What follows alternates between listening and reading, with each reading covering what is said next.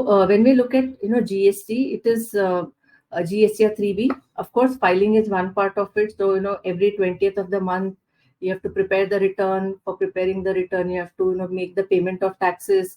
For making the payment of taxes, you need to know what is my ITC, make the arrangement for cash. So all this activity, Ashwini, hold on. So all these activities, are to be done month on month, which is every 20th of the month is what the taxpayers have to do these activities. And in order to do that, of course, 20th is the deadline for CB, but before that, there are some steps to be done. So we go 1 week back, 6 days back, where we get GSTR 2B, and using GSTR 2B, the entire ITC calculation is to be done. And why this is important? Because if I'm able to get the maximum ITC, the accurate, when we say maximum, doesn't mean whatever is coming in, I take it entirely, but whatever is really eligible and I'm able to trace it, that much ITC is to be taken. So there is a 6 days window in which this is to be done for all the GSTMs. So another a daunting task that comes up for the 6 days.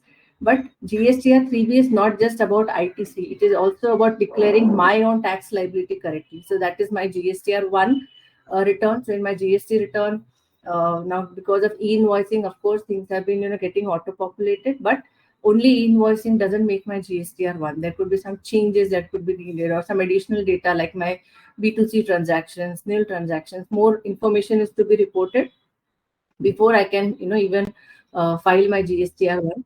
So with ITC computation and with tax liability, my main components of GSTR 3B get covered. However, now with e-invoicing coming in, and one of the latest developments where the access of e-invoicing is also applicable to me as a recipient, data is now available in real time. For suppliers, of course, they are generating their invoices on real time, but even as a purchaser, this information is available to me on a real time basis. So therefore, not only waiting for 11th of the month or 14th or 20th of the month, there are some activities which I can start beforehand. There are some things which I can streamline beforehand because the data is available. And why we are saying that now the focus has to shift from just doing something on a specific date to more real time and continuous process streamline is because everybody is getting now notices.